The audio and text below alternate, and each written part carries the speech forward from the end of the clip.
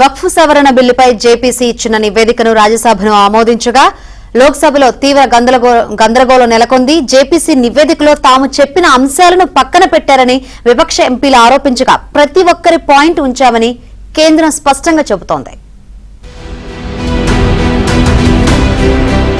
Parliament ఉభయ సభల్లో వక్ఫ్ సవరణ బిల్లుపై జేపీసీ ఇచ్చిన నివేదికపై రగడ జరిగింది.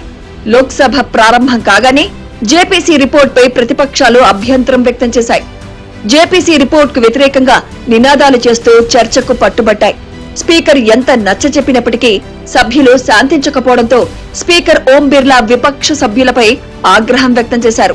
లోక్సభలో కేంద్ర మంత్రి అమిత్ షా మాట్లాడుతుండగా సభలో గందరగోళం నెలకొంది. బిల్లును వ్యతిరేకిస్తూ సభ్యులు ఆందోళన చేశారు. मेरे से वक्फ बोर्ड के माननीय सदस्य मिले थे और वक्फ बोर्ड के माननीय सदस्यों ने जिन जिन विषयों को उनके साथ चर्चा के बाद हुआ है उनको मैंने एनेक्सर में उनको शामिल कर लिया गया है.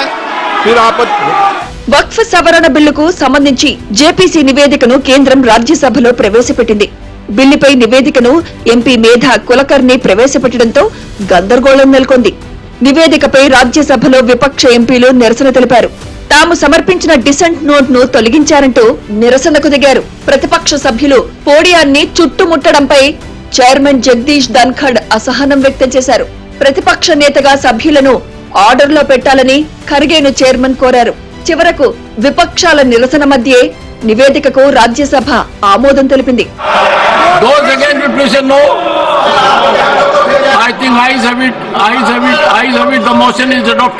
అనంతరం ప్రతిపక్ష నేత మల్లికార్జున్ ఖర్గే మాట్లాడుతూ వక్ఫ్ బోర్డుపై జేపీసీ నివేదికలో చాలా మంది సభ్యుల అసమ్మతి నివేదిక ఉన్నప్పటికీ ఆ పేజీలను తొలగించి నివేదిక సమర్పించారన్నారు.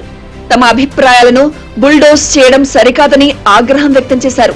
ఇది ప్రజాస్వామ్యానికి విరుద్ధమని మండిపడ్డారు. నకిలీ నివేదికను తిరస్కరించి తిరిగి మళ్లీ సమర్పించాలని మల్లికార్జున్ ఖర్గే డిమాండ్ చేశారు. ఖర్గే వ్యాఖ్యలను కేంద్ర మంత్రి కిరణ్ రిజిజు ఖండించారు. जो वक्फ बोर्ड की जेपीसी की रिपोर्ट है, जिस रिपोर्ट में अनेक सदस्यों ने अपना डिसेंट नोट दिया है, वो नोट देने के बावजूद भी प्रोसीडिंग से निकालना और उन मेजॉरिटी मेंबर्स के व्यूज सिर्फ उसमें रखकर बुलडोज करना ये ठीक नहीं है.